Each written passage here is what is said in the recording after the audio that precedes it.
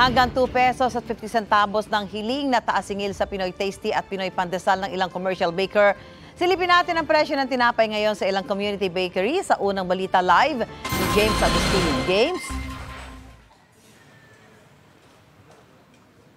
Susan, good morning. Naintindihan naman daw ng mga suki ng pandesal kung sakali mang bahagya magtataas ang presyo nito. Ang ilang bakery po dito sa Quezon City ay dumidiskarte na para makasabay dun sa patuloy na pagmahal ng mga sangkap sa paggawa ng pandesal.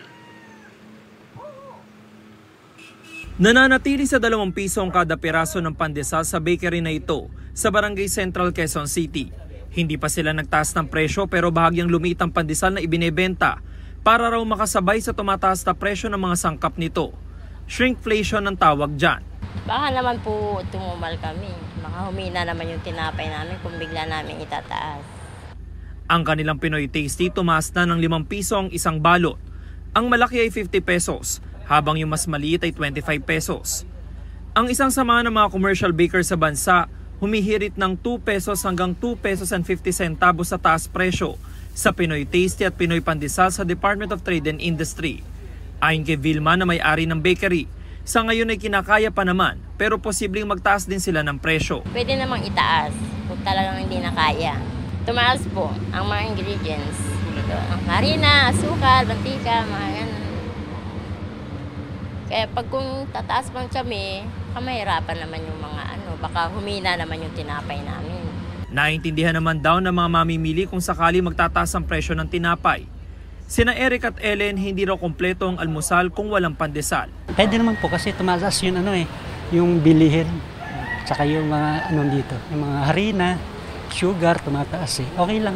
Sa iba, lumiit nga. Kaya lang, siyempre hindi rin parang kulang.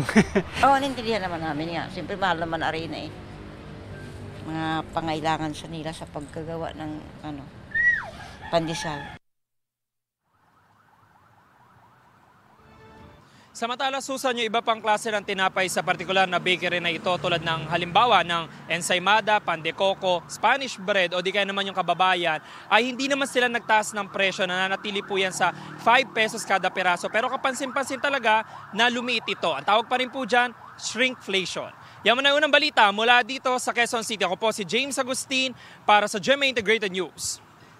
Mga kapuso, para una ka sa mga balita, mag-subscribe sa GMA Integrated News sa YouTube. Sa mga kapuso abroad, subaybayan niyo po kami sa GMA Pinoy TV at sa www.gmanews.tv.